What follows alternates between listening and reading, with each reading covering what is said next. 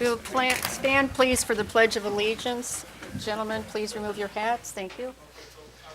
I pledge allegiance to the flag of the United States of America and to the republic for which it stands, one nation, under God, indivisible, with liberty and justice for all. Mayor Rowe. Present. Mayor Pro Tem Miller. Present. Councilman Racy. Here. Councilman Porter. Here. Councilman Sanders. Present. Councilman Gabriel. Present. Councilman Webster. Here. You do have a quorum with all 7 members present. And now I'd like to ask for a moment of silence for Marguerite Wojcicki. She is Nancy Wojcicki-Knowles' mother. Yes.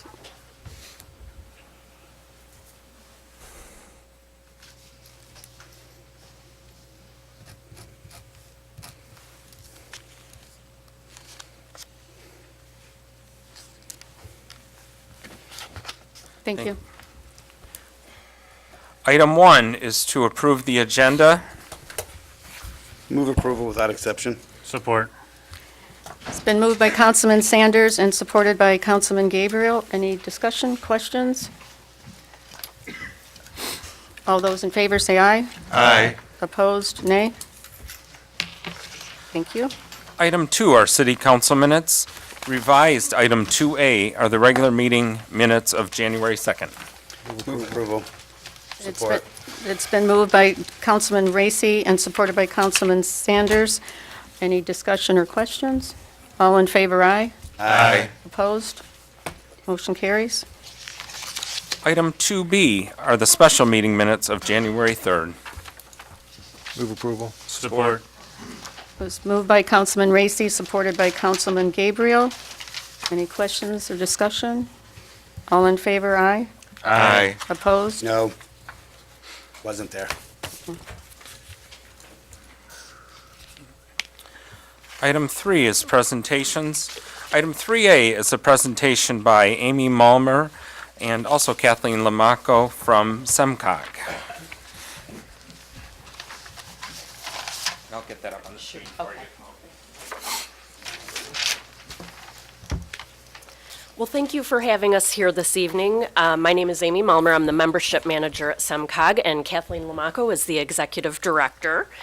And we appreciate you taking a look at SEMCOG and certainly hope that you'll consider rejoining the organization. To give you a little context and information about our organization, you may know we serve 7 counties that are pictured on the map here. Current SEMCOG members are shaded on the map. All 7 counties are members, as well as 6 of the 7 intermediate school districts and several community colleges in the region. Our funding is provided by member dues, which we use to match federal and state grants that pay for things like data acquisition and analysis, planning, and technical assistance to improve our region and support implementation of local plans. There are 3 steps to joining SEMCOG should you make that decision. Each member community votes to join, pays membership dues, and appoints a delegate and an alternate to our General Assembly, which is our full membership committee. The role of the delegate and the alternate are to attend the 3 General Assembly meetings that we hold each year and vote on behalf of the city at those meetings. We have an orientation program to help the delegate and alternate understand their role and become aware of the other ways that the city would be able to benefit from membership and access data and information. Membership at SEMCOG is organizational, so upon joining, all of you and all of the city staff team would be welcome to attend our meetings, our free trainings that we call SEMCOG Universities, and contact our staff for any data and information that you might need. In addition, you would all receive a free subscription to our quarterly magazine called SEMScope and to our biweekly digital newsletter called Regional Update. That newsletter is the quickest way to stay informed about SEMCOG activities, upcoming trainings, grant deadlines, and legislative issues that the organization is following. The city will also be able to access a free license to a grants database called Grant Finder. And finally, you would all be welcome to join committees or task forces where much of SEMCOG's work is done. These smaller group meetings provide the opportunity for greater access to some other SEMCOG members who share your interest and expertise on a specific topic, as well as experts from the private and nonprofit sectors and state and federal partners.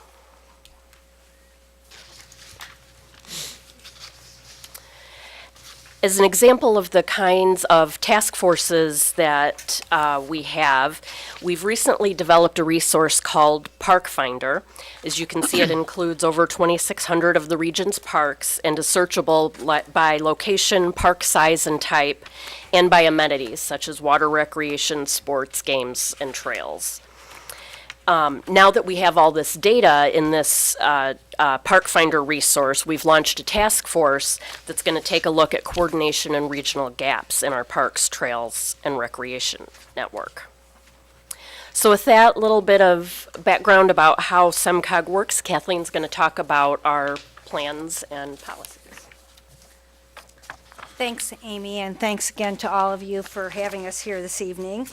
While policy direction for SEMCOG occurs at the regional level through participations in task forces and committees, we know that implementation primarily occurs at the local level through actions taken by local governments like you. We work at the regional level to provide technical assistance to our members for local level implementation of our plans. And our areas of planning areas focus principally in the areas of transportation, the environment, and economic development. As Amy mentioned, high-quality data is the foundation of our work, and much of this data is available to you on our website. One popular feature is our interactive mapping tool, which allows you to zoom into specific locations in the region and receive customized data on that area on a wide range of topics. Things like this map, which is employment density, traffic volumes, commuting patterns. All of this data is accessible to the public, and as you can look at it at the local level, is relevant for your local planning activities. The benefit of being a SEMCOG member is that you have access to the people who are compiling this data and are available to conduct specific analysis based on your needs.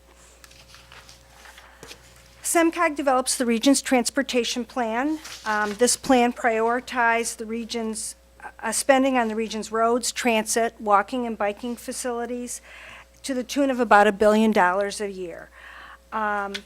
We work on transportation projects that are critical to preserving jobs, delivering goods and services for our economy, and moving people to where they need to be.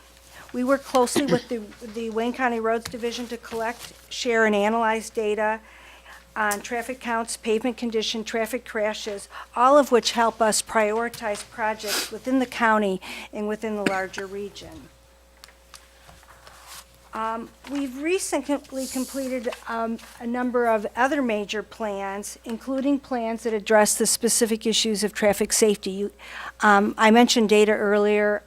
One of the things I always encourage local governments to do is look at our data on traffic crashes. It can help you look at problem locations within your community, as well as help deploy enforcement activities. We've also got a pedestrian and bicycle plan, which calls for investment in those facilities. We've got a green infrastructure plan that looks at how we can use green infrastructure to address stormwater and drainage issues and improve the quality of life in our region. And we have an economic development plan. We're also in the process of completing our water resources plan, which is going to look at the broader issues of not only water quality, but how we can maximize water resources in the region. Each of these plans documents current conditions, sets goals for what we want to accomplish, and develops regional plans, and most importantly for local governments, so they set a framework for actions, because as I indicated earlier, these plans are implemented through actions of local government. And our goal is that they help direct resources. We often work with state and federal agencies. They use our plans to direct their grant resources, their planning activities, and also it provides a foundation for some of their regulatory actions. We also will be convening this year a task force to develop our new legislative policy platform. We work with our members to develop policy positions that we advocate for the region.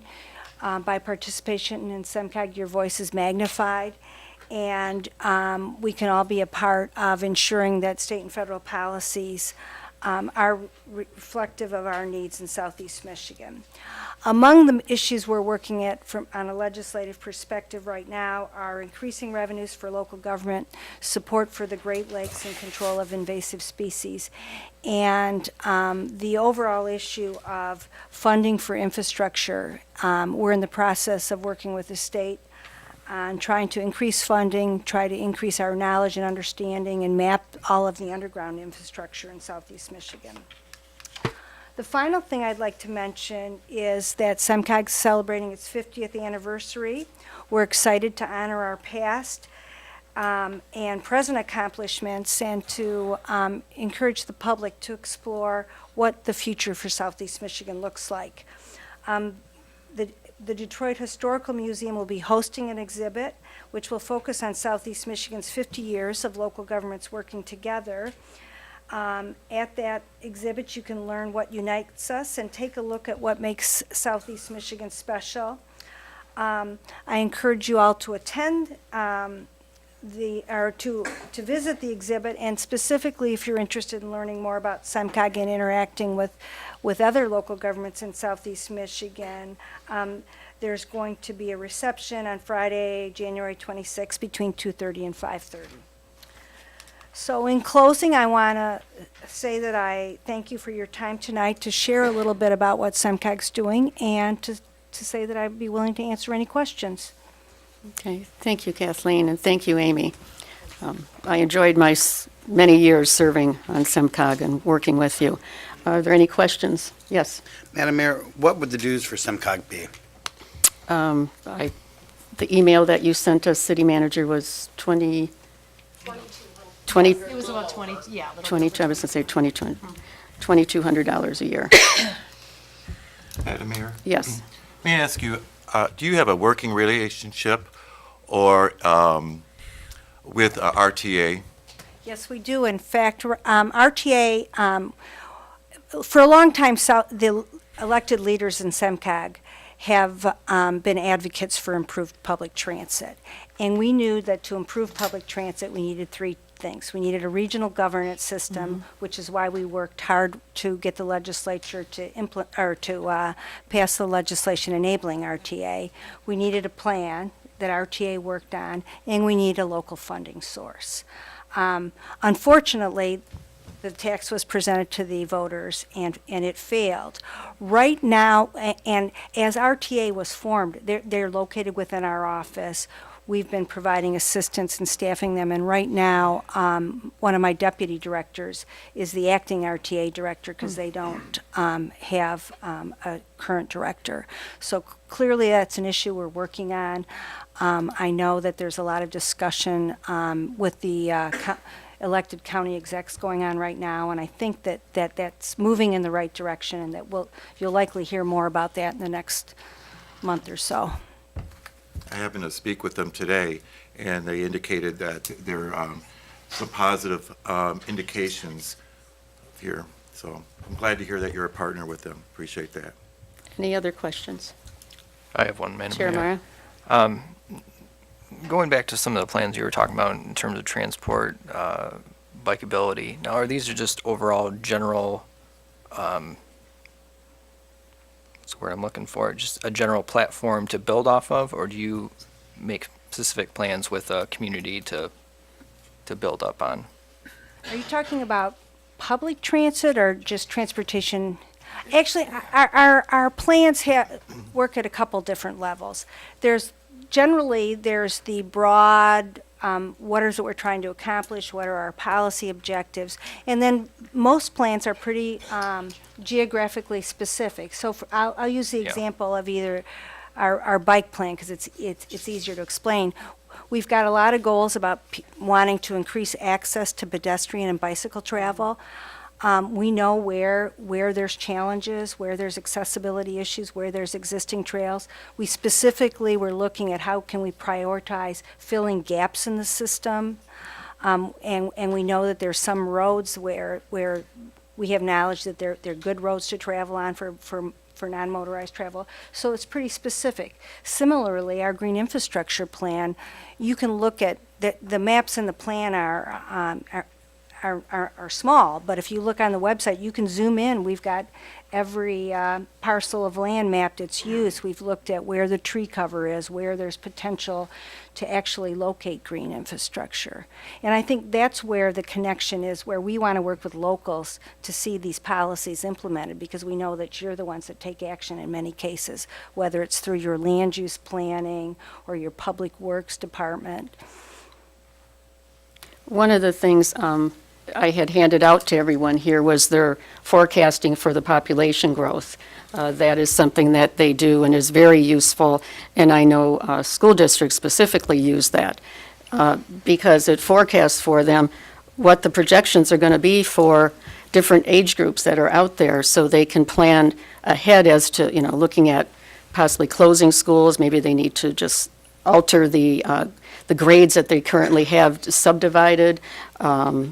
It's a very useful tool. All of the data that they give and provide is very useful at the local level for your planning departments and your building and engineering. I know that for our DPW office, they offer several different training programs at SEMCOG that would cost quite a bit of money for our DPW workers to attend. And I know several years ago when we had to drop our membership that first year, SEMCOG was very good in allowing us to send 3 of our workers to the training, even though we weren't members because of our financial situation at that time, and plus the relationship that I had built with them through the years. So they offer a lot of advantages, to local communities from just knowing what is happening in your surrounding cities with their maps, with all of their projections. But I always found their population projection was one of the forecasting, to me, was one of the best ones, and the infrastructure one was very useful. Madam Mayor, Yes. if I might ask through you to the city attorney if we could amend the agenda to approve dues this evening, make a motion to approve dues? Through the chair. I would rather add it to the agenda for the next council meeting myself. Okay. That way it gives everybody a chance to think about it, call and talk to Kathleen or Amy if they have further questions, check with the city manager as far as where this money would come from. So, And I'd encourage you all to look at our website. I mean, don't think of us as this regional entity that doesn't know anything about what's going on in your community. There's a great deal of information at a very fine level. I mean, we use that and we aggregate it up, but it's something that I encourage you to do and there's a lot of interesting things, and it's among the most popular things on our website, that and community profiles. So I encourage you to take a look at that. okay. Any other questions? No? Okay. Thank you very much, Kathleen. Thank you, you. Amy. Be careful going home.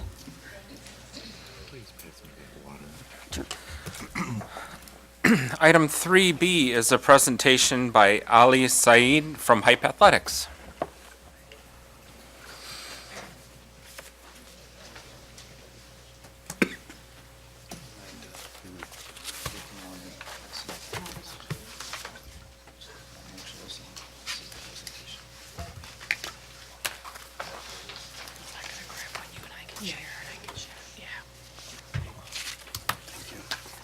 Is this one of each of these, or what? Yeah, one of them, there's just a set.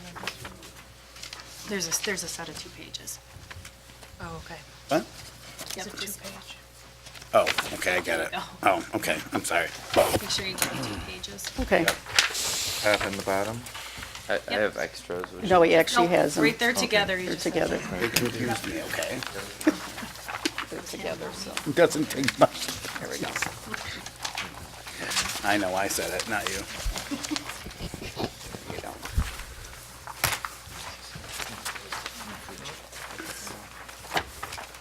Someone always leaves. Thank you.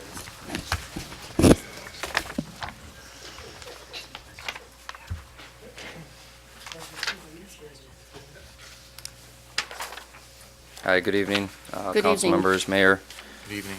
and city residents and guests behind me. Good evening. Want to first and foremost, obviously, thank all of you for the continued support and partnership in our efforts to serve the city of Wayne, its residents, and its neighbors in our local communities. It's been a wonderful experience since August of 2015. We looked at the steep mountain and we said, you know what, we're going to try to climb it, and we climbed it together. And so far, we've done a very good job together. And I commend you all on your efforts and your hard work, and obviously, most importantly, the residents who have obviously supported the organization and supported the facility and all that we offer. Put a little presentation, just kind of highlighting year end and what it looks like. We start off with our mission and vision and our goals. I'm sure you guys know that mission by now, but it's to strengthen the infrastructure, that supports the positive development of Wayne County youth and adults alike nowadays, through athletic participation, competition, educational tutoring, literacy development, social awareness, including mentoring, counseling, life skills, training, as well as substance abuse, education, and prevention. Since 2001, our mission was to provide a drug-free, violent-free, and diverse athletic environment. We want to use sports to break those barriers between the different ethnic and racial groups that make up Southeast Michigan. And it's been successful. Sports is really, truly a beautiful thing when you look at it in terms of breaking down those challenges that different groups have and whatnot. We've obviously, focused a lot of our efforts on sports, but since 2008, we focused our efforts on the social services and consistently redefining and reapproaching the needs of different communities. So fortunately, in 2017, and I'm going to highlight that in the coming pages, but we've been able to expand those social services, specifically targeting the residents of Wayne and its local communities. Our next page highlights our membership rates. We do have a promotion, which we welcome all residents as well as our neighboring communities to take advantage of. It's $20.18 a month with a $20.18 enrollment fee for 1 year. And it's the best deal we have. I mean, the amenities that we have are comparable to, the most expensive clubs in this region, with the basketball, the aquatics, the state-of-the-art gym, sauna, steam room, as well as the daycare services as well. The cool thing is we offer a lot of ancillary services for kids in addition to, daycare, which include gymnastics and other activities like basketball and whatnot. Our education, our next page, education and drug prevention services. We have, and we've been fortunate, honestly, of being a part of the lives of those that are addicted to drugs or suffering from any behavioral or mental health illness. So weekly we offer NA and AA meetings to assist the community in its recovery goals. Our objective is obviously to better the quality of life for our residents as well as our neighbors. And in 2017, we partnered with the state of, 2016, we began to actually accept participants, but we actually became a state vendor with the Michigan Rehabilitation Services Department of the state of Michigan. And basically what that enables us to do is to provide training services and employment practice services and transition services for individuals with special needs. And those include a variety: custodial, landscape, groundskeeping, culinary arts, things like that is what we've been focusing on, as well as customer service, salesmanship, how to build a resume, how to, the pre-employment practices that we should know. We've been able to employ roughly about 12 of these individuals in both of our facilities, and truthfully speaking, they're the angels of our center. I mean, that's how we look at it. They never thought that they can overcome the hurdles that they are faced with. And fortunately, the state of Michigan and HYPE have collaborated to offer them that opportunity. Athletics and fitness services. I'm sure you guys have been to the facility over the months of 2017 and prior. It's packed. It's packed with kids. From Wayne, from our neighboring communities. We have soccer programs, indoor soccer programs. We have tons of basketball programs, tennis, soccer, gymnastics, dance, ballet, karate, taekwondo, and much more. Typo right there. Sorry about that if you guys caught that. Unique to Hype is that we offer a lot of free fitness classes for adults. They're included in our membership. And, we really truly believe that, health and fitness provides stability to the mind and to the body, as well as, obviously the community. We've had a lot of organizations such as Beaumont and their Healthy Wayne initiative, prove that. And, it's wonderful to see the, receptive behavior of our community and its leaders. Our next page highlights some of the changes that took place in 2017 in the facility. Some or most have probably seen these. We're very proud of them. They were long overdue in our opinion, but we recently renovated the banquet room. Early 2017 was the year that we began to rent out under the new renovations, which included a new dance floor, tile, carpet, and granite throughout. We also improved the hallway outside of the banquet room, which really brought some nice cosmetic look to it. It included the crown molding and the chair rail and whatnot. And then the banquet room bathrooms and restrooms, and then new paint throughout the building. We also upgraded our workout equipment in the gym. So the members have been happy with that, and we plan in 2018 to make a substantial investment and improve or replace majority of the workout equipment up by the track, up in that pool viewing area, as well as additional workout equipment down below in the main workout area. Our next page highlights our social welfare program, our social and family assistance program, where hundreds are receiving special treatment in regards to family assistance, with basically assisting them with their membership dues as well as program fees if necessary. Truthfully speaking, all they do is ask. We have a very light requirement. If they receive support from the state of Michigan in any way, shape, or form, whether it's Medicare, whether it's food stamps, Section 8 housing, things that the state have already vetted with regards to proving that they need assistance, we basically provide them the support. So they just bring in their state documents, and we offer the support. This year, as we did for the last 2 years, we provided, this year, 300 families in the Wayne Westland School District, provided them with full turkey meals for Thanksgiving. That included a whole turkey and all the fixings, and it was really nice. We received the support from the Family Resource Center in the Wayne Westland School District, as well as many staff, many faculty, and local volunteers, just local residents stepped up.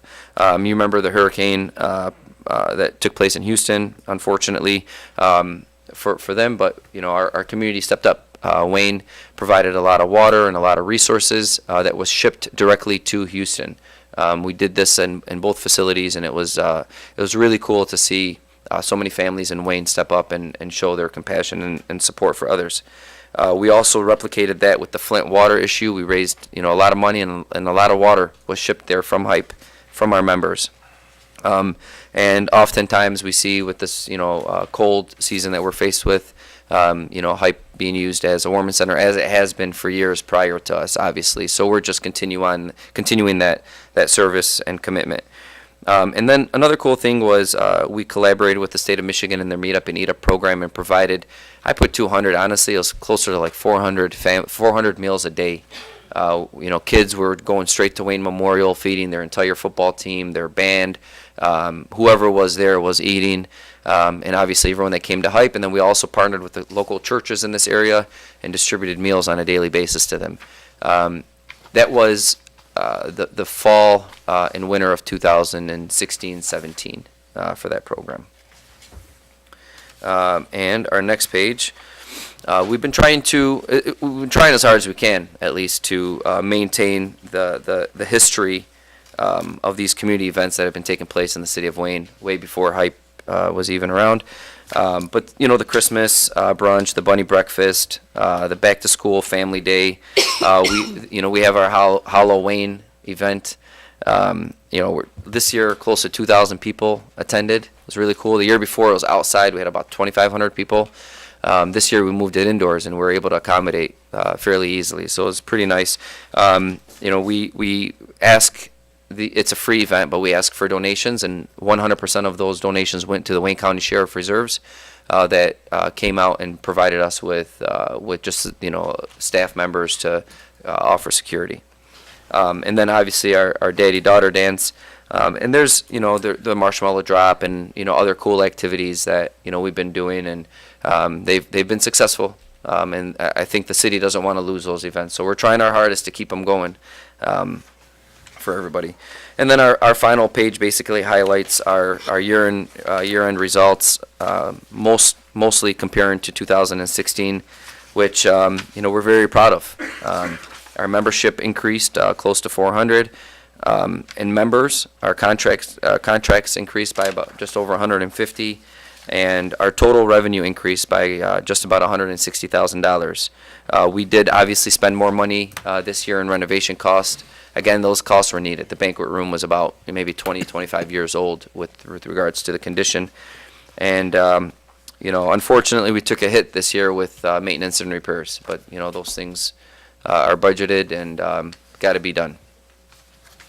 So in addition to this packet, I provided you guys with our financials, which kind of break down that cost. As you see, there's a surplus of 95 or whatever that number is. And obviously with the management fee, that includes, that's because of that management fee, basically. And I'm available for any questions from council members, mayor, or anyone behind. Thank you, Ali. Very good presentation of what's been happening. Are there any questions from council members? Mayor Rowe? Yes, Mayor You know what? Pro Tem. I appreciate the contribution that you've made into this community so far. You know, what kind of sparked my eye here was you were talking about the enrollment of life skills for independence for individuals. Currently, do you have any idea what kind of enrollment that you have with that program going on today? Yeah, it's hard to keep track, to be honest with you. We are I don't mean to put you on the consistently spot. receiving calls from families, local and abroad, whose children are affected with either a behavioral health issue, mental health, or substance abuse. And to be very honest with you, it just happened to be this way, but the Wayne facility has served as a second home for these individuals, whether they just want to volunteer because they have low self-esteem or confidence, or they're just in that recovery phase and they just need a different environment. You know, oftentimes, you know, all those factors are really deep-rooted in the environment that they grow up in. You know, the household could be separated. Family members could be on drugs or alcohol or addicted to something. Unemployed, low socioeconomic status. So by us just providing a safe place, literally these individuals volunteer 8 hours a month, they have access for 30 days. You know, that's our deal. Volunteer for 8 hours and they have full access to the facility every single day of the week. So it's a really, really cool relationship. And we've noticed that they actually volunteer more than that. You know, they're just consistently, they want to be there. And just recently, you know, one young man, you know, by himself said, hey, I just want to start coming here. I just need to get out of the house. This is what's causing me to be depressed. It's what's causing me to build up this anxiety. And, you know, since Monday, he's been coming in at 10 a.m. and stays till like 7 or 8 p.m. And we're okay. You volunteer, we feed you, you work out, detox in the sauna and steam room. It's a great working relationship that we have. And that's in part to do with the partnerships we've built with Lighthouse, with Oakdale, with all these local facilities, you know, and obviously the original members that we started off with. One actually that was referred to us by Lori, our economic development director, Rob, who was an addict and now became a recovery coach and is a mentor to like myself and everybody else as well. So it's been really, really nice. And again, to give you that number, it's just there's turnover, so they heal, they get better, and they're comfortable, and then they, do what they have to do, seek employment, whatever it may be. Anyone else? Mayor Rowe? Yes. Ali, thanks for coming out tonight. Looking into 2018, do you have a goal of how many new members you would like to bring in?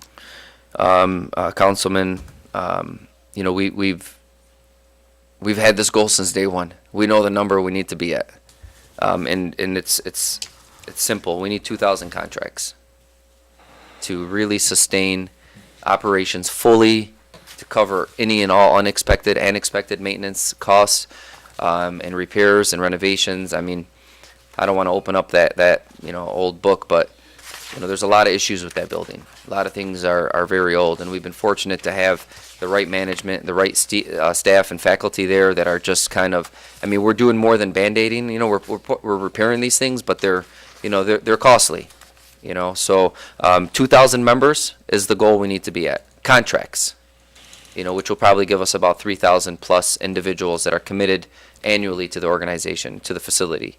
The problem we have, and it happens in every facility, every gym, people sign up, they commit for the 1-year agreement.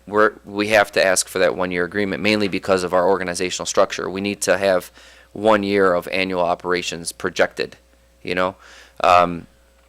but oftentimes people leave their debit or credit card and it declines after a few months due to lack of funds.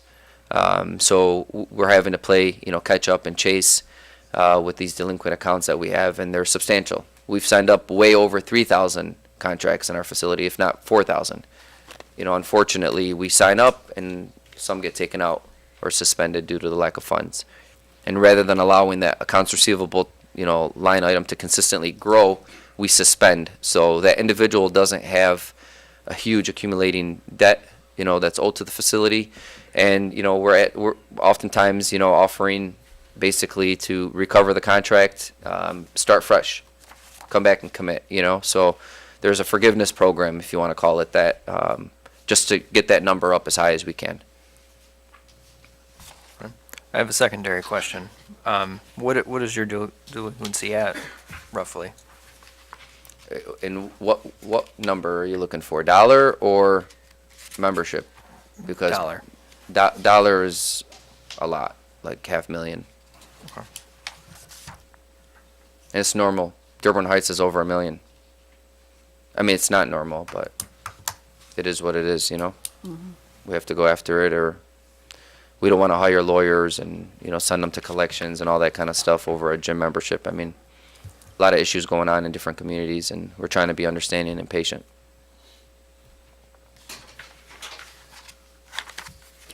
Any other questions?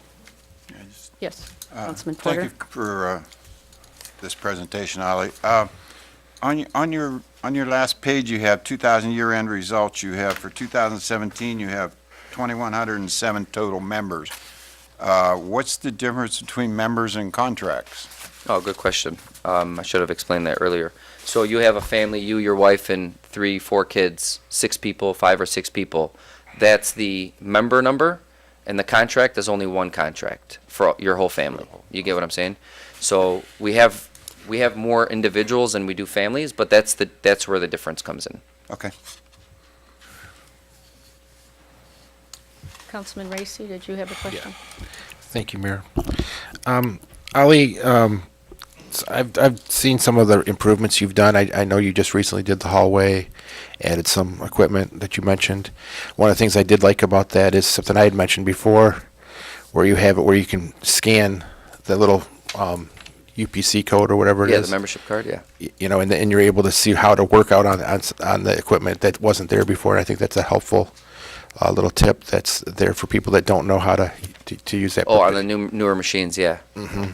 I thought that was Yeah, it's a cool feature now. They link it to the internet and YouTube and whatnot. That was pretty nice. I did notice. I just recently saw that you did the granite in the bathrooms, which was nice too. I have seen that you've been doing a good job trying to see what you can do to make it a better place as you've been working in that facility. So I want to thank you for all of that. Thank you. Yeah, our banquet is covering our butts. Excuse my language. It really is. I mean, the revenues from banquet rentals alone went up from 176,000 approximately in 2016 to, I want to say 219,000 or 27,000. Do you know that number? 219, something like that. So we almost got the entire investment back. You know, so we're hopeful for the investments were necessary, and people are appreciating that. It was needed. Any other questions? Yes. Good evening. Mayor, as you know, the people, the taxpayers here in Wayne expressed concern to council about keeping our recycling center open on Saturdays, and I know Ms. Noserini said because of liability, a volunteer couldn't do it. What does this have to do with? Okay, I was just going to ask, since, Mr. Syed's here tonight, since he's getting $12,000 a month from us, would he be willing to commit some money to keeping our recycling center open on Saturdays for a few hours? It's just getting a kickback of what we're already giving. It's a taxpayer-funded subsidy, so to speak. So, if he could, and I commend him for doing the work at my building. But I just want to remind the people that when Hype first came in, it was us, the people right here, that at the tune of $144,000, we are the ones that put in those new basketball floors, and we are the ones paying $12,000 a month. Thank you. Thank you. Anything else? I really don't mind. No. Anything else? No? Okay. All right, well, thank you very much, Ali. If you wanted to respond to that, you could let Lisa know tomorrow, okay? And then she will have it for us at the next meeting. Thank you very much. The next item is item 4, public hearings. Item 4A is a public hearing to consider the establishment of a City of Wayne Brownfield Redevelopment Authority. Okay. Ms. Goen? Good evening. Good evening. Got several items before you this evening, the first of which is a public hearing. At the last meeting, I did explain to all of you the advantages of having a Brownfield Redevelopment Authority within our city. It truly is a mechanism for helping businesses develop sites that are either functionally obsolete or contaminated. This would only take effect if there is a project that is proposed, that the tax base of the new development increases, and the developer would be reimbursed for eligible costs as a result of whether it's demolishing a building or cleaning up a contaminated site. This is a public hearing, so I'll open, Matt, if you want to open it to the public. Yes. So if you'd like to take any comments. Okay. All right, we will open up the public hearing regarding the Brownfield Redevelopment Authority. Do we have any questions from members of the audience regarding it? I'm sorry? What is it? The Brownfield? Brownfield Reorganization Development. So basically, as I sort of started to say, and I'm sorry I wasn't very thorough, Roger, I apologize.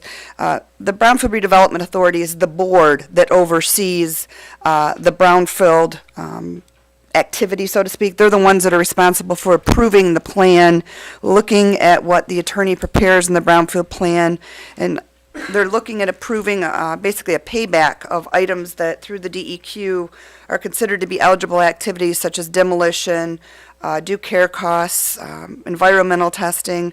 Those are the types of items that get reimbursed to a developer over a period of years.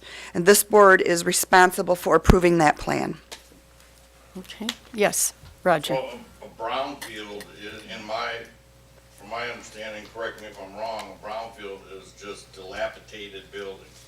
That is incorrect. No. A brownfield is either functionally obsolete buildings, so in other words, a building that is no longer so relevant to today's standards, development standards, or it is a site that is contaminated. So there's soil that is contaminated. Also, I guess we could look at a building that has, if there's a building that's full of asbestos, but typically a project that's just asbestos removal, they wouldn't even bother asking for something like this. It's going to truly be something that is a fairly decent-sized contamination that they're going to be asking for reimbursement. Thank you for that clarification. Okay. Yes. Mr. Blackwell? Just got a question. With the creation of this redevelopment authority, is it going to have citizens on this authority, or a mixture of, let me rephrase that, homeowners, residents? Is it going to have a mixture of residents and business owners? Because I know I was jumping ahead, and I seen most of them were business owners. But are we the people going to have a voice on that board, or that authority? Thank you. So by law and according to the act, if a city or municipality has a TIFA, Tax Increment Finance Authority, a DDA, Downtown Development Authority, an EDC, an Economic Development Corporation, any of those boards in place, they do have the ability to appoint those individuals to serve on the Brownfield Redevelopment Authority. Because we have a Brownfield board in place, those are individuals that are already trained, understand development concepts. We have elected to look at utilizing that board minus the mayor and John, which, yes, they are residents. So we will have Kim White Jenkins on that board. She is a resident. I think you are referring to the DDA. The DDA board is becoming the Brownfield Redevelopment You were Authority board. saying that, Did I say it backwards? yes.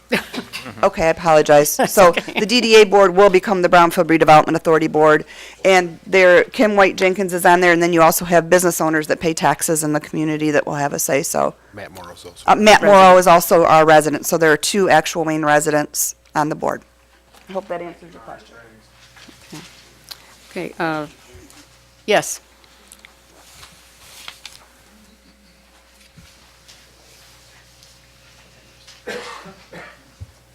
Osborne, second time for your reading. I wish you could explain this Brownfield Authority. Who's controlling it? We now see that you, as last meeting, you said it was going to be controlled by another committee or commission, which now you say is Downtown Development Authority, right? No, the Downtown Development Authority members are also going to be serving as the Brownfield Authority Board. And I heard the word of training in there, that these people were already trained. Well, when did this training occur? These people that are serving on this Brownfield? Well, the people that are on the DDA board right now have been trained in how the DDA operates, and then they will be getting, once if we pass these resolutions and do form this authority, then they will all have additional training under the Brownfield Act. As stated by member, just citizen, taxpayer. Pardon? Yes. Okay. Is the names of all these people are written here as appointments to the boards and commissions.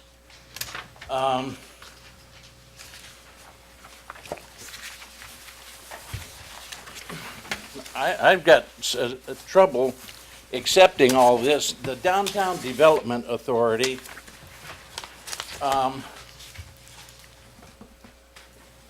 maybe we could explain more of the Downtown Development Authority with this minute agenda for today. And the no clock running, this is a regular meeting, sir, okay? I think it's a public hearing, is that correct? Yes, it is a public hearing on this. There's no time on a public hearing. Each member gets 3 minutes is what we've always done. Okay. We do get 3 minutes. It's a public hearing. We resolved that last time. I don't believe so. I Yes, believe sure did. we still allowed 3 minutes Not for on a a public conversation. hearing. City Attorney, resolved do you that have last time. anything on You that? don't have to ask them, just sure look at your Yes. minutes. I don't recall resolving it at anything more than 3 3 minutes, minutes. Mayor. That's my understanding as well. So your objection is that you don't feel the DDA people should be on this, No, that you. Brownfield? You have stated that the DDA people are going to be. On the once you- Brownfield. If approved. Right. The authority are going to, they're going to be automatically the Brownfield. Right. Authority. right. So you haven't created the authority yet. Right. but you're going to use the DDA people, and she stated, yes, and they're all trained. We see DEQ and asbestos and all that. I don't hear the people in the DDA. Be respectful of who the DDA is. The DDA is supposed to be downtown development. I have people on the far east side of Michigan Avenue. They can't even get 2 cents or a little flag over here from the city to say welcome, because they're not within your closed little district. We have established what the DDA is. A little east and west and just a half mile this way, and that's where you put your green lamps up and the flags and say, welcome to Wayne. And you don't care about any other taxpayer. But today, we got some people, a Mr. Vince Law, a Mr. Demmer, all these people, they're in that zone area that you don't care about under the DDA, but all of a sudden you care about them to jump them into here. Hypothetically, they're in the DDA.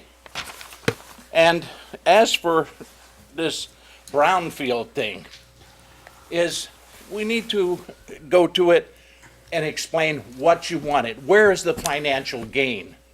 Okay? If they bought the property, they bought the property, and if there's a problem with it, that's their problem. We're supposed to be selling clean property to people. If not, we write on it. And I have at least 15 seconds because you've been jumping around on me. Okay. I actually started the clock late, Mayor. Yes. So you're charged Time 15 is- minutes seconds. Mr. Osborne, your time No, the time is is not over. up, sir. The clock is over. I Well, will my reset time it. is not. And Mr. into my Osborne. interruptions, I was doing the talking, okay? And he wants to run this clock. I've got a good eye on this clock over here. And I think it's deplorable here in this city that you can't get your 3 minutes in here without interruptions or qualified answers. That you got to come back every meeting. A man he stood up here, his name was Ali Syed. You let him stand up there, and you've got all the paperwork, and we're sitting back there listening to it. And he wanted to retaliate and ask a question back to you, and you wouldn't give him the time of day. Mr. Osborne, you're totally going off the subject matter I right am. now. So I got Will your you please attention. sit down? Will you Thank you. please sit down? No, I want to ask you the question. So who is the DDA board? Finalize exactly. It has already been stated who the DDA board is. No, she hasn't said that. You're the governors, not her. I am the mayor, and I do That's right, serve and on the DDA. I'm asking you to delegate your authority and tell us who the DDA board is and who's on it and how it operates. And I will close in the thing, and I'll say it now. Because I heard some, Yeah, it's hot in here. you make a statement that, I'm sorry, if you have any questions, please see the next person, and the next person come back next week. Isn't that what you usually say to people? Okay. Well, I don't like it that I said my piece 2 meetings ago, and I had somebody of your staff come up to me and said, why didn't you keep your quiet? You're making a out of yourself because you don't know what you're talking about. And that's a member of your staff. And so I do not appreciate retaliation from your staff of telling people when I'm here on my 3 minutes Please. that I cannot Mr. talk. Osborne, Mr. Osborne, please. Please, gentlemen. He's in the next church. Are there any further questions from members in the audience on this subject matter? Okay, we will close the public hearing. What's the wish of council? Move approval. Support. It has been moved by Councilman Webster, supported by Mayor Pro Tem Miller, to go ahead with the first reading. All in favor?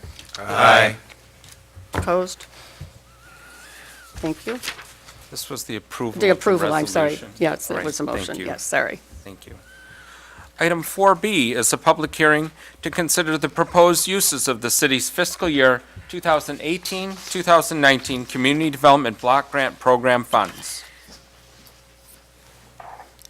Good evening again. evening. This item is changed a little bit this year. As you know, each year, the counties or the cities within Wayne County that are eligible for HUD funding or CBDG funds receive a certain budgeted amount each year. Our allocation for the 18-19 year is $127,000. $127,231. We have allocated $25,000 for code enforcement, $13,500 senior services, $20,000 demolition, $58,731 in housing rehab, and then under the HUD, you can allocate administrative reimbursement. New this year is the housing rehab program. We are going to be speaking with Wayne Metro to see how that program can be operated in regards to potentially helping a resident that might need a new furnace or a new roof. We don't exactly know what that program is going to look like at this point. We have to look at the dollar amount we have, talk to Wayne Metro, and see if what we could really feasibly, how many residents we could impact with that money. So that's basically it, and I can take questions. Are there any questions from, we have our public hearing. We will open the public hearing regarding proposed uses of the city's fiscal year 18-19 Community Development Block Grant Program funds. Do we have any questions from members in the audience as to how those funds are being described as uses? We have code enforcement, public service, senior citizens, demolition, and housing rehab. Any questions? No? Okay.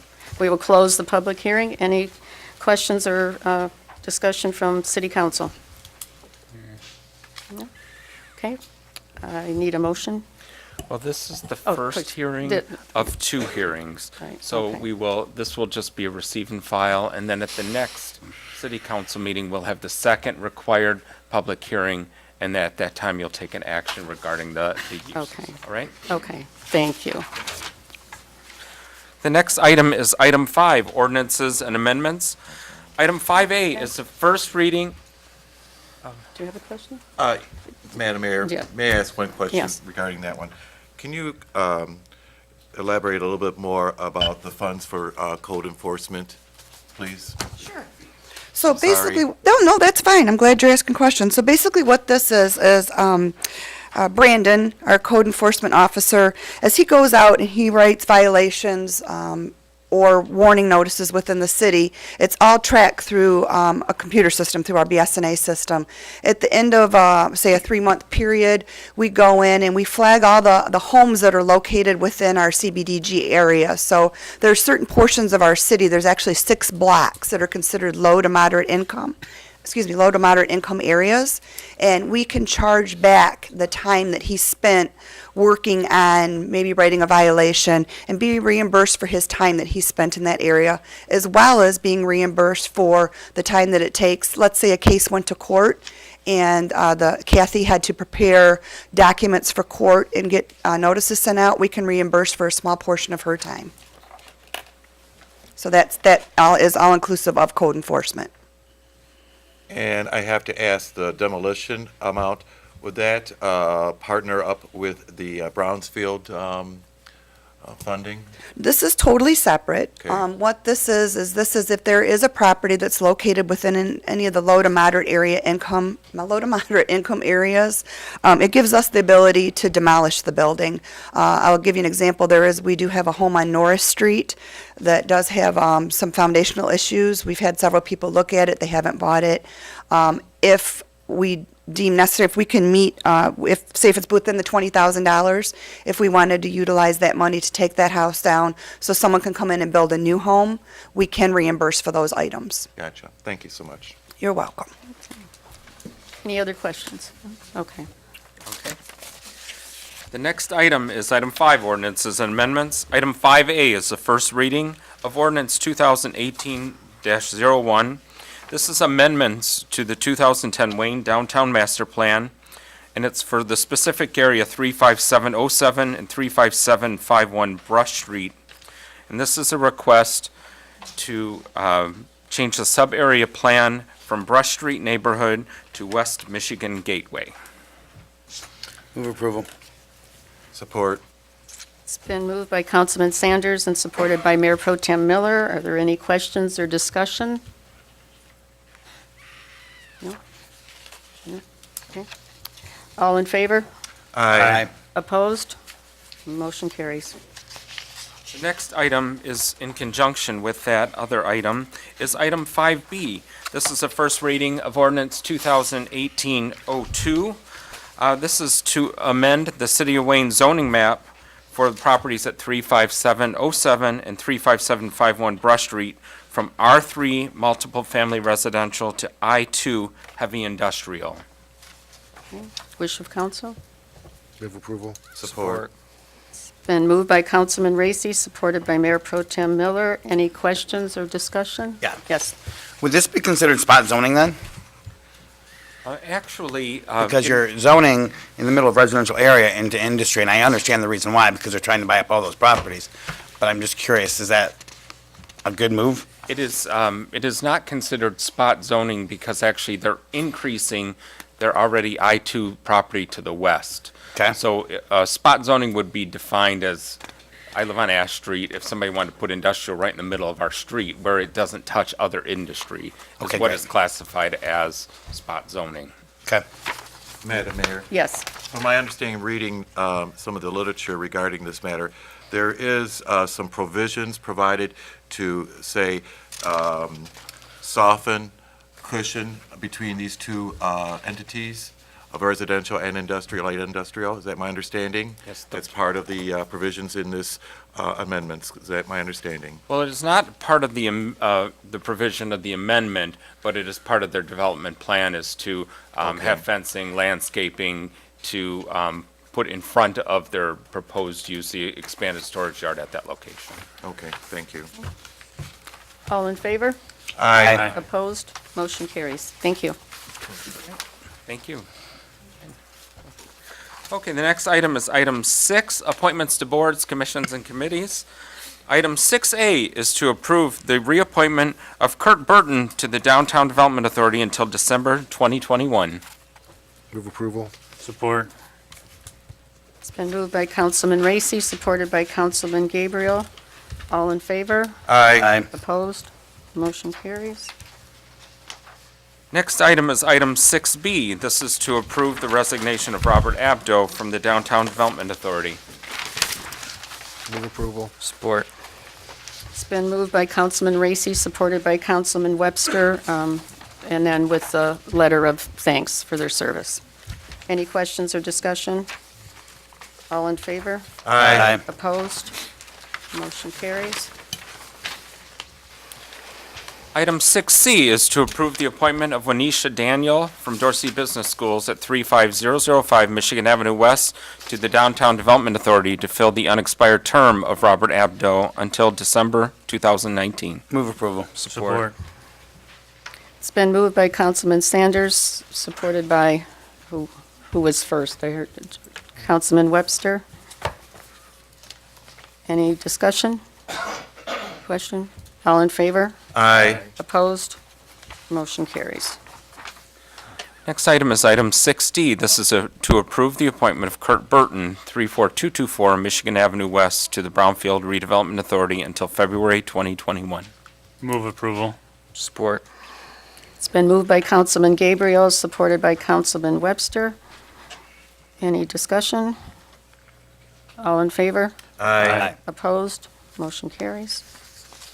Item 6E, to approve the appointment of Wanisha Daniel, 35005 Michigan Avenue West, to the Brownfield Redevelopment Authority until February 2021. Move approval. Support. It's been moved by Councilman Sanders, supported by Councilman Gabriel. Any discussion? All in favor? Aye. Opposed? Motion carries. Item 6F is to approve the appointment of James Demmer, 37300 Michigan Avenue, to the Brownfield Redevelopment Authority until February 2021. Move approval. Support. It's been moved by Councilman Racy, supported by Mayor Pro Tem Miller. Any discussion? All in favor? Aye. Opposed? Motion carries. Item 6G is to approve the appointment of Vince Law, 32115 Michigan Avenue, to the Brownfield Redevelopment Authority until February 2021. Move approval. Support. It's been moved by Councilman Gabriel, supported by Councilman Sanders. Any discussion? All in favor? Aye. Opposed? Motion carries. Next item is item 6H. This is to approve the appointment of Matthew Morrow, 3603 Hannon, number 202, to the Brownfield Redevelopment Authority until February 2021. Move to support. Okay, wait a minute. I think that was Councilman, Mayor Pro Tem Miller moved and was Support. supported by Councilman Ryan. Correct. All in favor? Aye. Opposed? Motion carries. Thank you. 6I is to approve the appointment of David Steinhauer, 3028 South Wayne Road, to the Brownfield Redevelopment Authority until February 2021. Move approval. Support. It's been moved by Councilman Webster, supported by Councilman Racy. Any discussion? All in favor? Aye. Opposed? Motion carries. The next item is item 6J. This is to approve the appointment of Kim White Jenkins, 3127 South Wayne Road, to the Brownfield Redevelopment Authority until February 2021. Move approval. Support. Been moved by Councilman Sanders and supported by Councilman Gabriel. Any discussion? All in favor? Aye. Opposed? Motion carries. Thank you, gentlemen. Thank you. We did have to do those all separately, Right. as you understand, in case somebody does decide not to run or serve. Thank you. Item 7 is communication. Item 7A is the December 31st, 2017 Revenue and Expenditure Report. Madam Mayor, receive the Yeah. file. I have a question. I had a 6K Yes, I do too. to appoint Debbie Sparks to the Wayne Housing Commission Board. That was taken off because we did that at a prior meeting. Okay. Oh, we did? Okay, all right. So the revised agenda that I have Okay, out is okay. the correct Right. agenda. Okay, so. thank you. We're doing cleanup today. Okay. Thank you. All right. Item 7A was the expenditure and revenue report. I said, receive and file, Madam Mayor. Are there any questions on it? No? Okay, receive and file. Item 8 is general items for consideration. 8A is to approve a professional service agreement with Stantec for an amount not to exceed $6,000 for the inspection of 3 bridges to be paid from the major street budget. Move approval. Support. It's been moved by Councilman Racy, supported by Councilman Sanders. I have a question for Mr. Byton.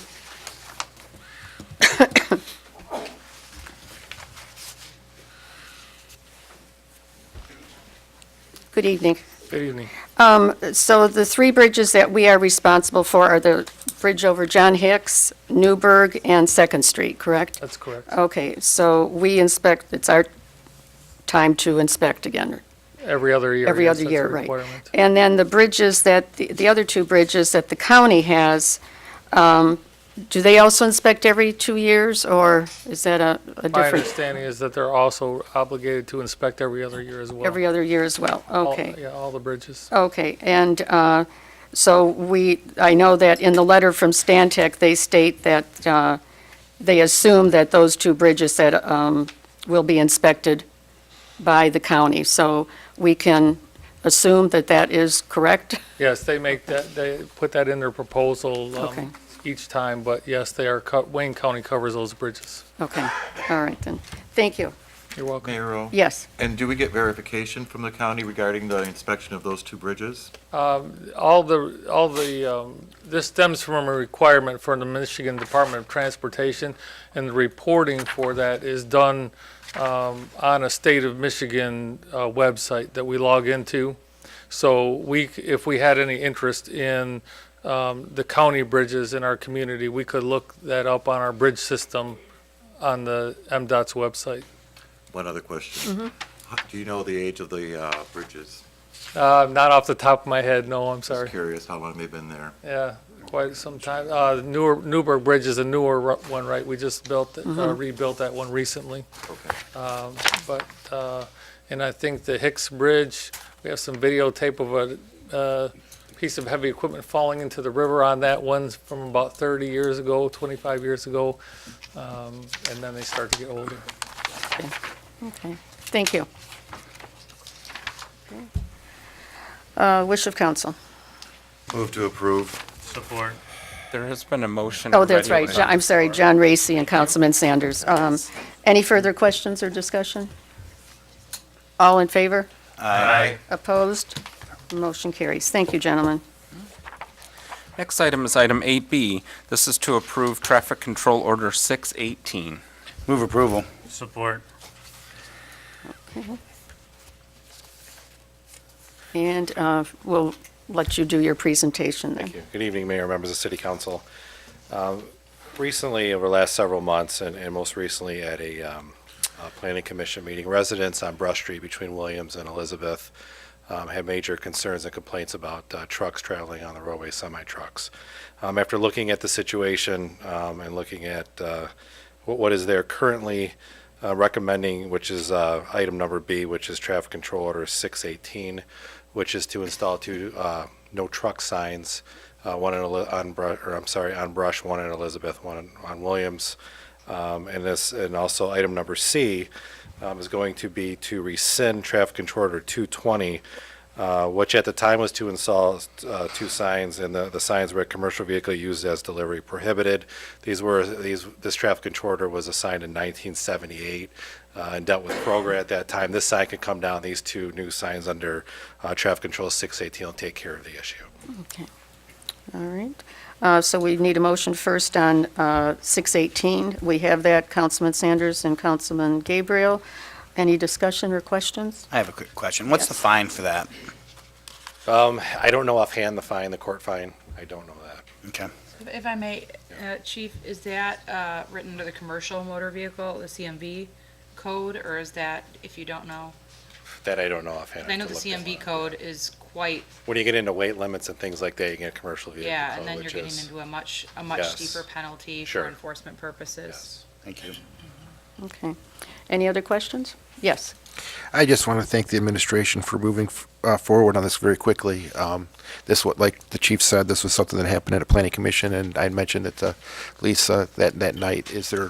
When they were talking about it, it's like, this is so easy, let's just try to fix it. So I appreciate everything that they've done to make this happen very quickly. So thank you. Any further questions? No? Okay. It's been moved and supported. All in favor? Aye. Opposed? Motion carries. Okay. And then I need a motion for Move traffic approval control on 220. rescinding. Support. Okay. It's been moved by Councilman Sanders, supported by Councilman Gabriel. Any further questions, discussion? Okay. All in favor? Aye. Motion carries. Thank you. Thank you. Thank you, Chief. Item 8D is to approve calling a public hearing for Tuesday, February 6, 2018, at 8 o'clock for the transfer of 2017 Community Development Block Grant funds allocated from code enforcement to demolition. Move approval. Support. Was it Councilman Gabriel? Councilman Sanders. Councilman Sanders, okay. All right. It's been moved by Councilman Sanders, supported by Mayor Pro Tem. Any questions, discussion? Okay. We'll set the public hearing for February 6th at 8 p.m. All in favor? Aye. Opposed? Motion carries. Thank you. Item 8E is to approve the sale of vacant property on Gray Street, parcel number 55-01-01-0470-300 to Mr. and Mrs. Myers in the amount of $2,000. Move to support. Support. Approval. Approval, move to approval. And, okay, it was moved by Mayor Pro Tem Miller and supported by Councilman Gabriel. Any questions, discussion? No. Okay. All in favor? Aye. Opposed? Motion carries. Thank you. Okay, item 8F is to approve the extension of the expiration date for mechanical and electronic amusement devices, and also bowling and billiard devices also. Could you give us a little explanation? Thank you. Okay. This item is before us. As you know, there are numerous licenses that are given out by the city clerk to mechanical and electronic amusement devices, which are housed in businesses, and then also for billiard rooms and bowling alleys. Those, anything where there's kind of a game of chance or money is accepted by a vendor, a vending machine, then it is actually inspected by the city yearly, as well as the building itself. And it's part of our reporting to make sure that these are inspected and they're operating properly, and that they can, of course, if somebody wins, then it would give out what is necessary, or vice versa, how the lanes are operating, billiard rooms, those kinds of things. And so, which we do yearly, the city council approves, by the ordinance, they approve any of the mechanical electronic amusement devices are approved by ordinance by the city manager. There are others that are the materials recovery, which is approved by you. So these don't often come before us, but in order to have an extended expiration date, I'm requesting that we extend for 1 year because of the fact that once they apply, there are a number of inspections that have to occur. So, for example, we start the process in November. So November of 2016, we started the process to license these facilities by for the 2017 year. And it has taken us all year to have the inspections completed. We're actually working on getting them completed at this time due to short staff. The police department, the fire department, the building and engineering department have to go out and send a report to me so that it does comply with all the requirements of the ordinance and a license can be issued. And unfortunately, we just have not been able to catch up.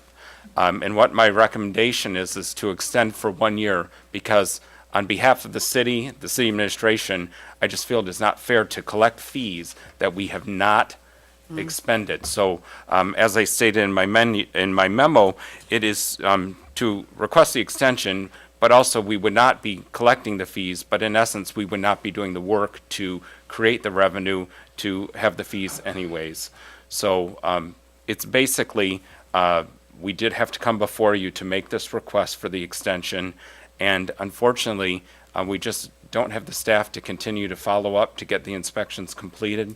We're getting the backlog caught up as we go forward, but again, I just felt that we could not charge something for this year when we haven't even completed last year's these businesses. Okay. So that's in general my explanation. I don't like to have the explanation, but it is what has occurred. Madam Mayor? Yes. May I ask, how many do we need to inspect a year currently? We do about 16 businesses for the electronic amusement devices and about 8 for the bowling, billiards, those kinds of places. So, and that includes all of the bars, all of the nonprofit organizations, the Alano Club, Eagles, Moose, those kinds of places that also have these games in them also. And may I ask, Mayor, and how many do we currently have of these devices in the city? In these? I don't know the total. It is required for them to tell us how many, but as you go into all of these bars and things, you do see the game of chance. I don't even know what they're called. But Keno. those thank you, the Keno, thank you. Those kinds of things, pinballs or arcade games, those kinds of things, also that do accept money and give out rewards. You can get points on them. So. Wish of council. Move to approve. Okay. It's been moved by Mayor Pro Tem Miller, supported by Councilman Gabriel. My question is then, so November of this year, you would then start sending out notification for 2019? Yes. Okay. All right. Okay, all in favor? Aye. Opposed? Motion carries. Thank you. Thank you. Item 8G is to approve a resolution for the establishment of a receiving board for up to 6 voting precincts and the absentee counting board precinct for all elections in 2018. Move approval. Support. It's been moved by Councilman Sanders, supported by Councilman Gabriel. My question is, this is a totally different group of people from like those that already work the precincts for you during the day? You have to have a different group of people to select from, or can they be like the captains of the different precincts? it can be, Okay. it can be a the chairperson of a precinct. Mm-hmm. They don't check their own. So for example, we do have one chairperson and the rest are not workers that work during the day at the elections. And I check in their precinct and then she takes over and does the rest of the precincts. Okay, all right then. Okay, any questions? No? All right then, it's been moved and supported. All in favor? Aye. Opposed? Motion carries. Thank you. Item 8H is to approve a fee by resolution for the review of the application of the brownfield plans in the amount of $2,500. Move approval. Support. It's been moved by Councilman Sanders, supported by Councilman Gabriel. Any questions? on this amount? No? All right. All in favor? Aye. Opposed? Motion carries. Thank you. Item 8I is to approve a contract with Acumed Billing Services to provide cost recovery for fire services. Move approval. Support. It's been moved by Councilman Sanders, supported by Councilman Webster. Are there any questions for the chief? No? Okay. All in favor? Aye. Opposed? Motion carries. Thank you. Okay, next is item number 9. These are administration reports. Mayor? Okay, City thank you, Manager.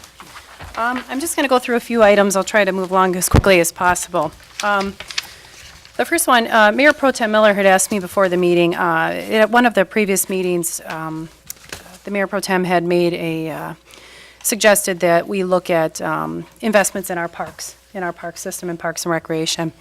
And I had sent the report to the council on January 4th in regards to some of the challenges, but some of the things that we're working on. So just to go through this real quick, I won't read the whole thing, but basically, right now, and they're balancing things out quite a bit. The Department of Public Works is working on a state of our parks, and I had stated that they were working on this for some time. It's taking a little bit of time because every time that we try to, turn this over, something else happens, or we lose staff, or something occurs. So they're working diligently to try to put that state of our parks together. And I hope by early spring they'll have something to present to council so that you can actually see, and the public can see, some of the challenges we have, certainly right now. And we have quite a few, to be honest with you. A lot of our, just like our infrastructure, a lot of our parks have just fallen by the wayside. They've done their best to keep them up, but even park equipment wears down after a while, and so there's a lot of replacements that are going to be necessary. The other area that I looked into that you had brought up, the Mayor Pro Tem had brought up, were parks as far as grants. There are a lot of grants out there, but unfortunately, the ones that really are those that we would qualify the most for require not only a 5-year recreation plan, which we do not have updated. Our master plan, I think it's been sometime at 2010 maybe, since we updated it, so we would need an updated Parks and Rec plan to apply for some of these grants, especially some of the DNR grants. The other thing is we do need to have some match dollars, and the minimum is moving up to about 25%. So that's a lot of money. 25% is tough to come up to, because if you think about infrastructure, $75,000 to $100,000 coming up with, if you want to have a viable project, coming up with 25% is a little difficult in these financial times. But I think that what we can do is, as we work through, we get the state of our parks on track, we can start to look at the investments we want to make moving forward and prioritize, maybe make a tiered system or something like that, where we can come up with some of these funds. So, I've been looking at this quite a bit. It's just a little bit difficult. The other thing is that we do thank the Rotary. They do help us out a lot with our 501c3. A lot of these grant opportunities require a not-for-profit status. The Rotary has been generous enough to help us with that, but the problem I think that it would create for the Rotary, if we ask them to get involved in some of these, is that sometimes these projects can take a long time. And the bookkeeping and all the other work that comes along with that, you don't want to keep that money on your books. And so, we can certainly look at down the line at a 501c3, something along those lines. So those are options that I think when we get to that point and decide what it is we want to do, how we want to make these investments, those are some of the areas we can certainly look into.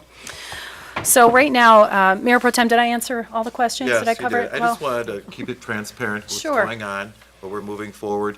in discussion and where our barriers are and where our opportunities lie with that. Absolutely, and I do look forward to DPW presenting that state of our parks at some point, just so we can all hopefully come together. The community's done a great job of coming together on projects, on cleanups and things like that, and I think that this is just another area that could certainly enhance that effort, so, thank you.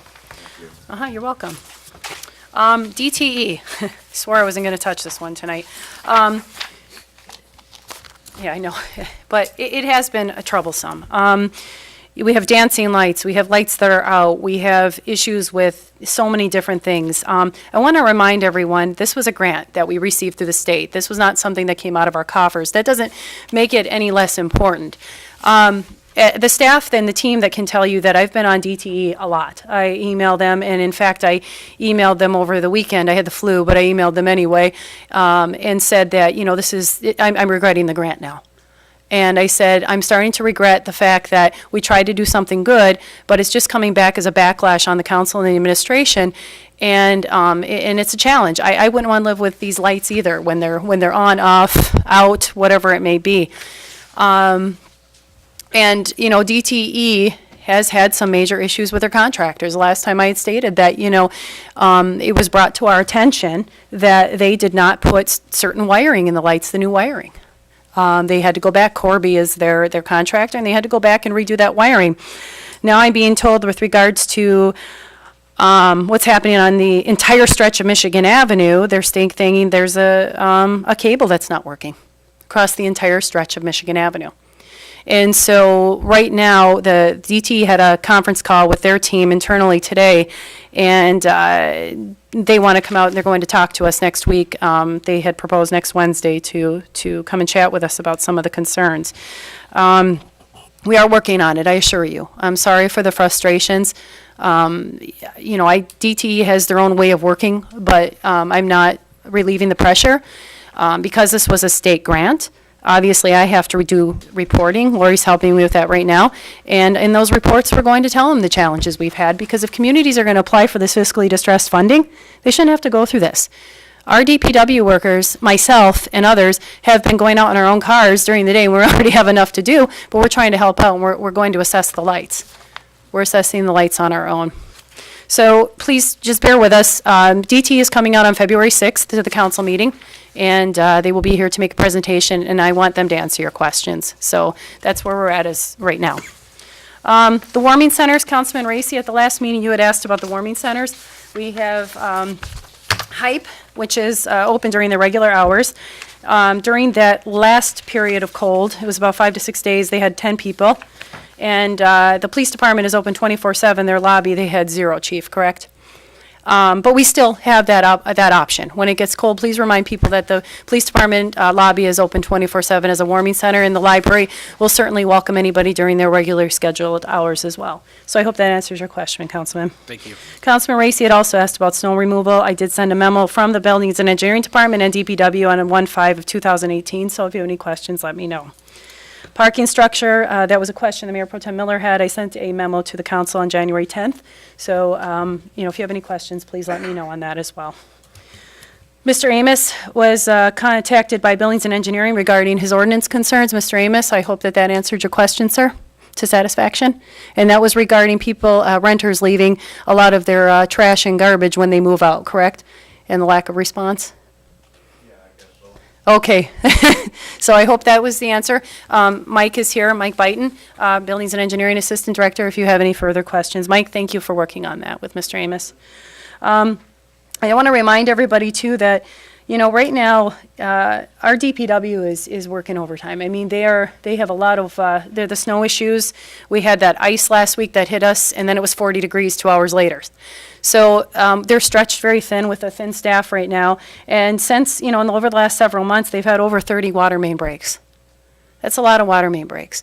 And with a limited staff, that makes it very difficult in these conditions. So I do appreciate the patience. And I want to thank the residents who've brought cookies, sent thank you notes, and done all of these things, council members as well. You know, it really goes a long way to our police, fire, DPW, all of our departments when you think about them. And you know, it just makes a big difference. So I just encourage you, even a thank you is something that they don't get enough. So I do appreciate all that the residents are doing to step up and the council to be supportive of our crews and our team. The last thing I just wanted to say is that Youth Services is having a drug and alcohol facts open house on Thursday, January 25th from 5 to 7:30 p.m. They are located at 3850 Second Street, Suite 120, and it's going to be Shatter the Myths. Again, drug and alcohol facts open house. You know, encourage anybody to go to this. It's not just for people who have issues, it's for anybody who wants to try to help. It's you know, the drug use is becoming just an incredible plague across the country. And we have all these organizations doing so much to try to help get it under control. So anything you can do, anybody you know may need the help, or someone that could use the education who helps others, please let them know about this. And the flyers are out in the vestibule. Mayor, I think that's it this evening. I tried to talk as fast as I could, but thank you for the time. You're welcome. The next item are citizens' comments or requests on items not on the agenda. Citizens are to limit their comments or requests to 3 minutes. The city council asks that if you do have a question or concern, to bring it to the attention of the appropriate departments whenever possible. If you feel that the matter has not been resolved satisfactorily, you are encouraged to bring it to the attention of the city manager, and if still not resolved satisfactorily, to the mayor and the city council. The mayor, the city council, and the department heads may not respond to questions at the meeting, but will respond by the next city council meeting or as soon as possible once they have looked into the matter. Thank you. Okay. Yes. Good evening. Good evening. Roger Coromas, Woodbrook subdivision. I rise up tonight to discuss the lights on Michigan Avenue that are out. They were working for a moment with a lot of diligent work. Then all of a sudden they went out. Then about 6 or 7 of the canisters disappeared. So staff is working hard on that, but with that, I want to add something for Lisa to take with her. The road is deteriorating and leaving big chunks of concrete in the road, so when you come down through there at nighttime and you hit those big chunks because you can't see them, there's no light, you're going to destroy your car. And the second thing is what's going on with Cadillac Apartments. Thank you for your time. Thank you. Thank you. Yes.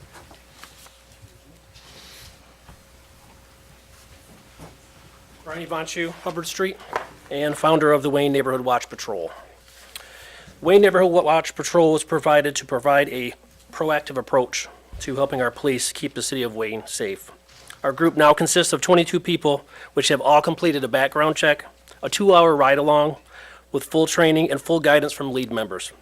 Our vehicles have large decals, like this, on both sides, and some that can accommodate them are on the back. What we do, we observe and report. We patrol the city that we've broken up into 6 zones. We follow all traffic laws, use our hazard lights, and drive around observing for suspicious activity. When we see something or someone suspicious, we call the non-emergency number or 911 depending on the severity of the activity. We abide by all laws set by the city, state, and federal governments. What we do not do, we do not confront anyone suspicious. We do not engage in any activity that would put ourselves or others in harm. We are not a vigilante group. We are not the police, and we do not act like the police. We do not take the law into our own hands. We observe and report.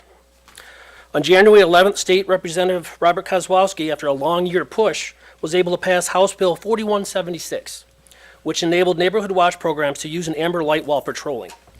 It was passed unanimously, 106-0, showing support from all House members. On January 12th, our mayor attended a meeting with other local mayors and city officials. During that meeting, she got up and spoke against the use of amber lights for 30 minutes and encouraged other communities to shut it down. My question to you, Mayor and members of council, why are you trying to take away a valuable tool that not only the city of Wayne could use, but the entire state of Michigan? It seems to me, Mayor, that you don't want a reduction in crime, but you just want a millage to balance the books. I encourage everyone in the city to support these hardworking volunteers. They spend their time, money, their own vehicles driving around at all hours of the night to keep the city safe. I ask that you support the use of amber lights in the Neighborhood Watch program, just as 106 representatives who voted unanimously to approve it. Thank you. Thank you.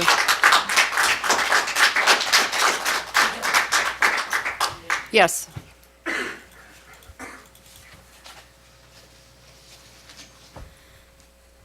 Good evening, Mayor, City Council. Bob Good evening. Porgy, Floral Lane. I stand with Brian and what he's done for the community. Thank you. Thank you. Anyone else? Yes. Yes.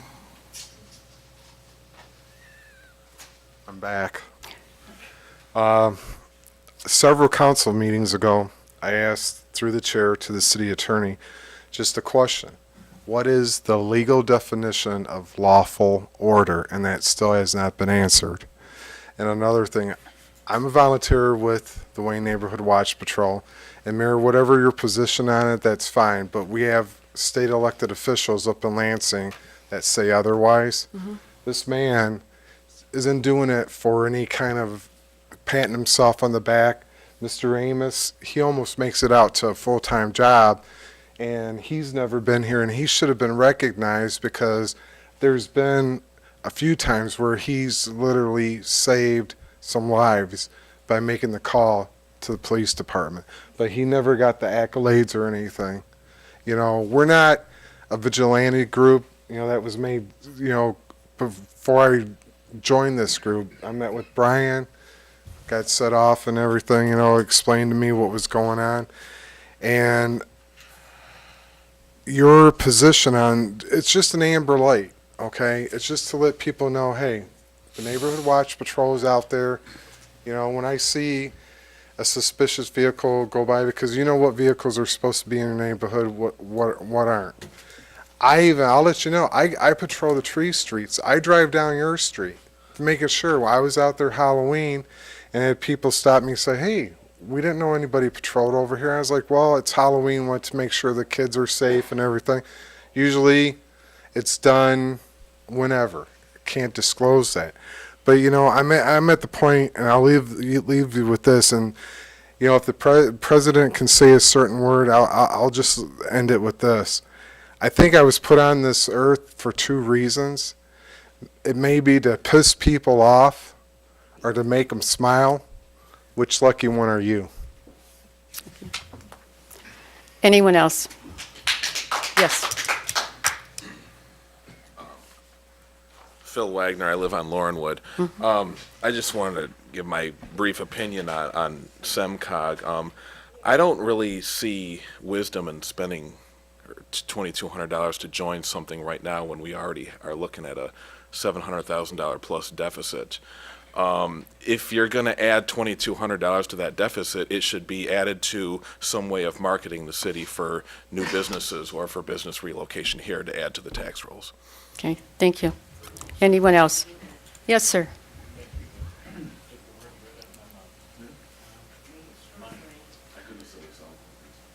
Hi. Hi. My name's Terry. I have seen these, I'm not part of the patrol people, but a couple of times because they were cruising through the neighborhood so slow and you don't see their flashing lights. I almost called the law on them because they were going through the neighborhood so slow. So I don't think the amber light's a bad idea either. But now, that being said, I have one other question. Why are we selling the city parks? Okay, we will have that addressed at the next council meeting, okay? Okay, Thank you very much. you're welcome. Thank you. Have a good Get evening. the amber lights. Okay, thank you. Yes.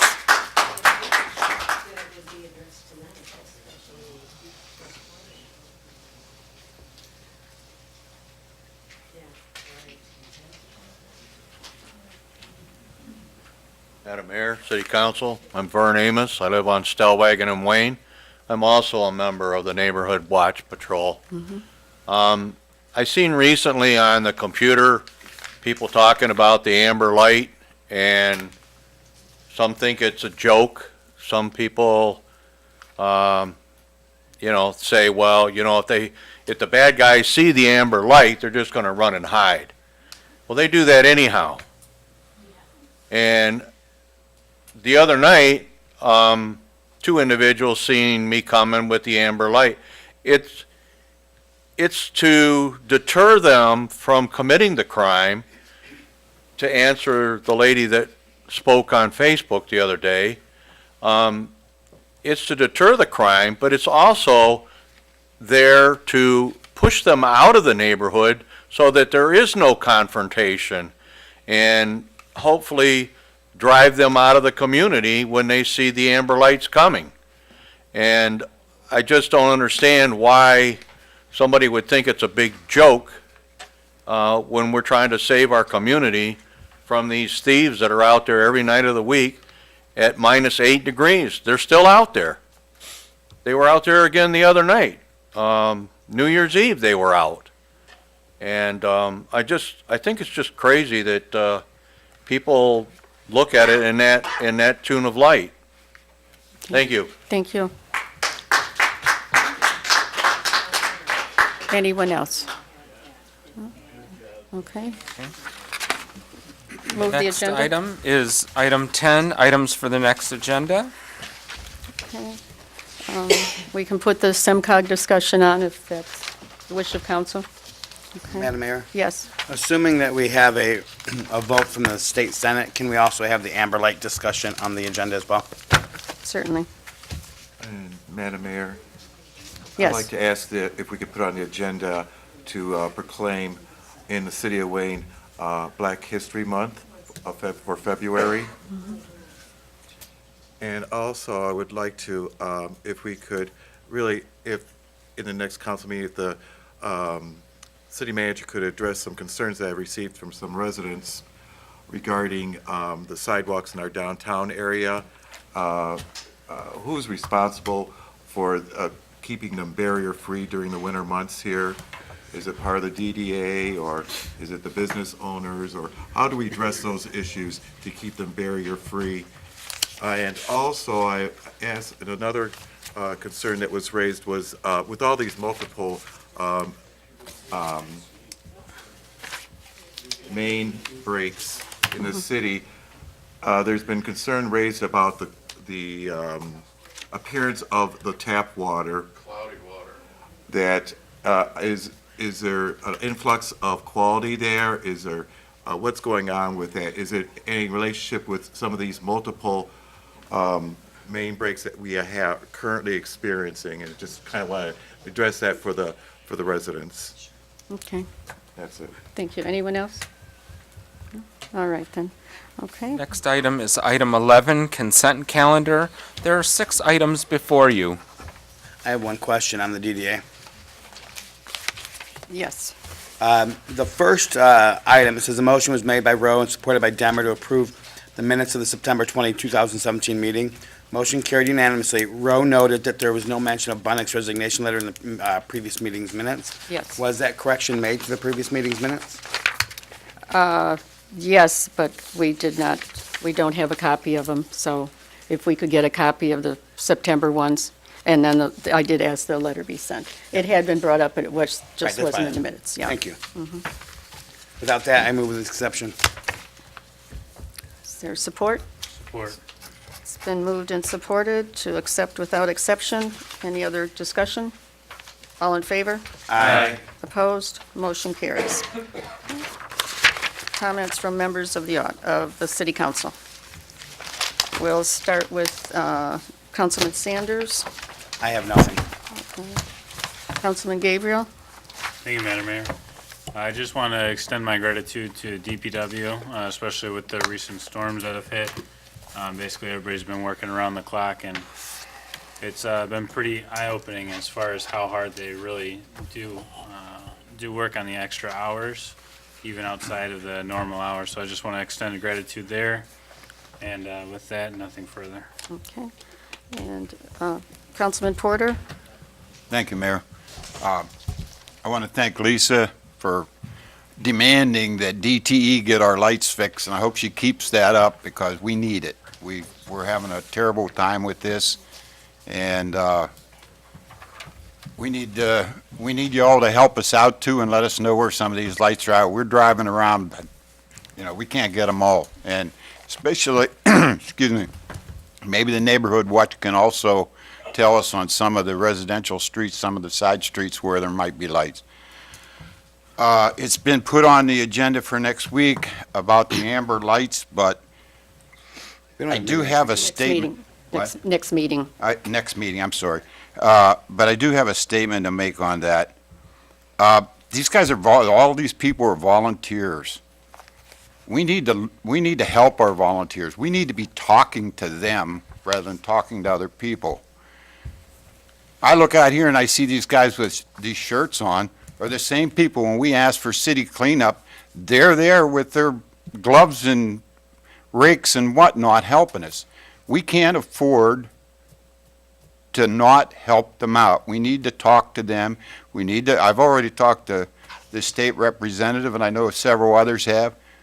I'm sure there's a way around what the problem is that concerns the city, and we need to get to it. That's all I have to say. Thank you. Thank you. Councilman Webster?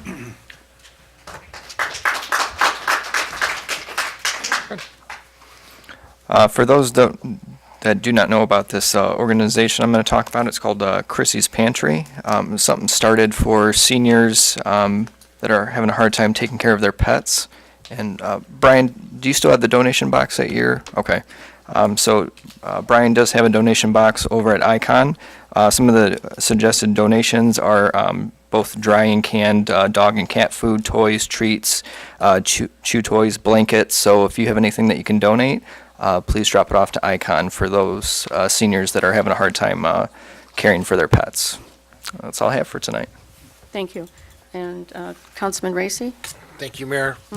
Few things. When we're looking over at that light issue also, can we look at, I've mentioned it before, there's a drainage issue over on that same street, and the county's been over there, but it's still a problem that the water's not draining on Michigan Avenue and about Dearborn Street, where in front of Polk Auto also.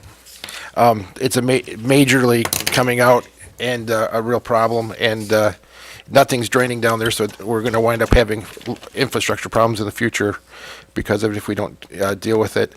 Also, for those that didn't know, Walter from GI Surplus is going to be retiring, and he is having going out of business sale right now. And wish him the best of luck in retirement, and go over there. There's a lot of cool things that he has over there. And the other organization that's going to be leaving our city is STEP on Annapolis. They're moving to Westland to the Tinkham Center to expand their program. Just ran out of space here with the facility they had in Wayne, and I was hoping that we could send a letter from the council thanking them for their service of having both those organizations, business and organization in our city, and how much we appreciated them. Also got a chance to go to the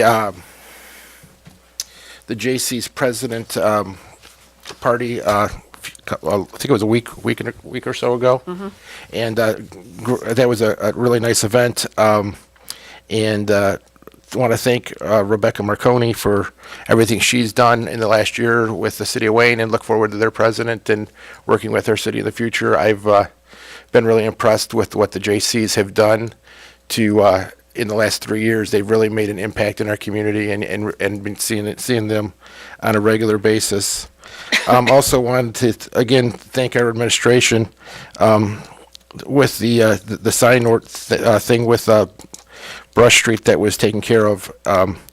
Sometimes people don't realize it, but we are listening to what the residents say when they came to the planning commission and found a way to solve their problem in a very quick time frame, and I appreciate again everything that you guys did with that.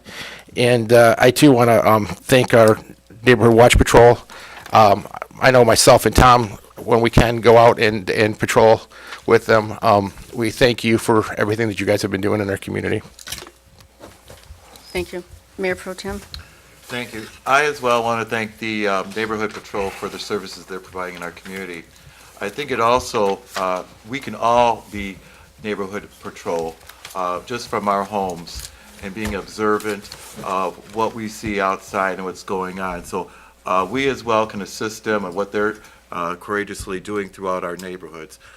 Secondly, I'd like to also ask can we release the confidential information regarding the reasoning behind the parking structure, the barriers that we currently have with that property? Or is that something that we need to have approved through the council? We need it placed on the agenda, and there would be a majority of vote of council in order to waive the privilege and release it to the public. Okay, thank you. Lastly, I would like to encourage everyone to follow our Wayne Museum. They've got a great roll of programs coming out this spring and summer, and with that, I will pass. Okay, thank you very much. Just to reiterate some of the things here in the Kaboom that will be happening, the North Pole Classic Golfing in the Winter is back on Saturday, January the 27th. There is free legal consultation offered on Thursday, January the 18th at HYPE, so you can contact Nancy's office for that. Free legal presentation and assistance regarding elder law and wills,